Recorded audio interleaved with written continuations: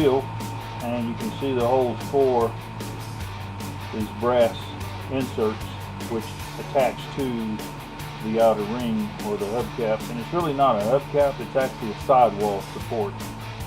And so this just slides in, and then you have another one goes on the other side.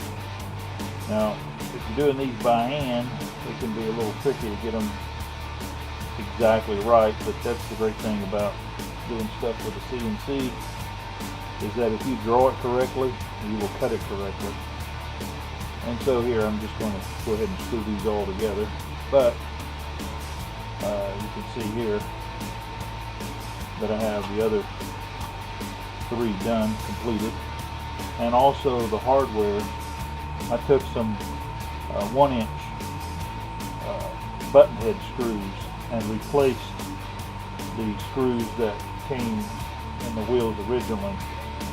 And I did that again to save weight. So everything is about saving weight at this point. I now have my wheels ready to mount to the retracts. And one of the things that I should talk about whenever you're putting main gear on, it's really important that the landing gear be straight. And I can't really stress that enough. It's really critical, because you don't want one wheel cocked off to the left or to the right. And in my case, I'm going to be using 2 wheels on each gear set, so I certainly don't want 2 wheels tracking off to one side. And there's an easy way to ensure that your wheels are straight, and that's just by adding a piece of piano wire in the strut before you tighten the gear in place. Now, I don't have them ready to tighten for the last time, and in fact I'm just using some small wood screws right now to hold the gear in place, just so that I can get everything set up. But let me go ahead and show you this, just in case I forget to show you whenever I do install them. The trick that I use to get this gear straight is to use an axle that's long enough to go through both gears. And what I mean by that is, if I slide this axle in and push it through, it's rather long, but you can see that it actually lines up pretty good with this gear over here, and that's because I already did this. So rather than show you when I started, I forgot about mentioning it, but now I'm going to mention it. So you can see that this one here lines up really good with this hole here in this gear. So whenever I slide this in, it'll actually line up so that this is straight. So both of them are in fact straight. And so what you can do is to check the other side. I'm just going to pull this gear back out of here, and I'm going to slide it in from this side.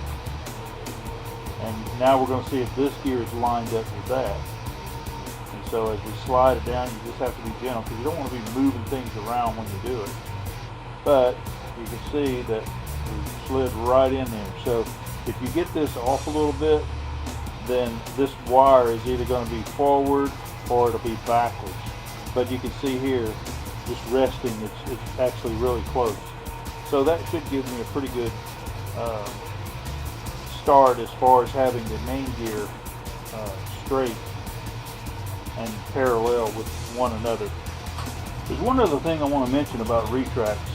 I do a lot of them. I've done them in foam, I've done them in wood, I've done them in scale airplanes, and the retracts are not as difficult as people make them out to be, but it's how you go about installing them. A lot of times the issues that they have is related to binding. In other words, if the gear's sticking, it's because something's binding. Either the linkage is binding or the retract itself is binding. Now you wonder, well, why would the retract bind if you just bolt it in?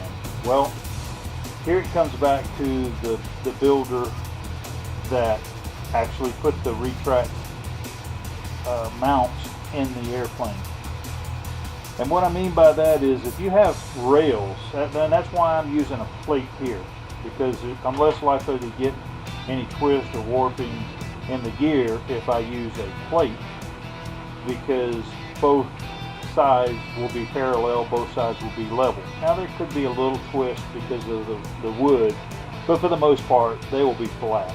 If I had two rails and I needed to glue those in, the chances of me getting those rails exactly parallel are slim to none, to be honest. So, and if you're in that situation and you have rails, the best way to do it is to mount your retract unit to both rails, and once you get it mounted, then glue it in the wing of the airplane or into the fuselage, wherever it's going, so that the two rails are held in parallel with one another by the retract. Because ultimately, whenever you're done and you install the retract, you're going to want those rails to be parallel, or at least as parallel as the sides of the retract are, because this retract unit is nothing more than two pieces of L bracket that are actually bolted together to the retract unit, which is nothing more than a motor.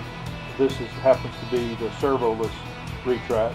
So you have an actuator or a motor with a shaft, and then on this end you just have a plate with a hole through it so that this shaft can stick through.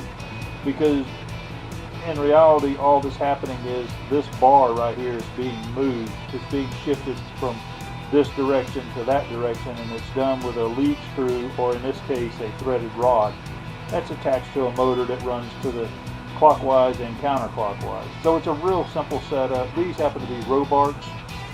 You can make, believe it or not, you can make your own retracts in this type of system, but it's far cheaper just to buy them. And they don't have limit switches.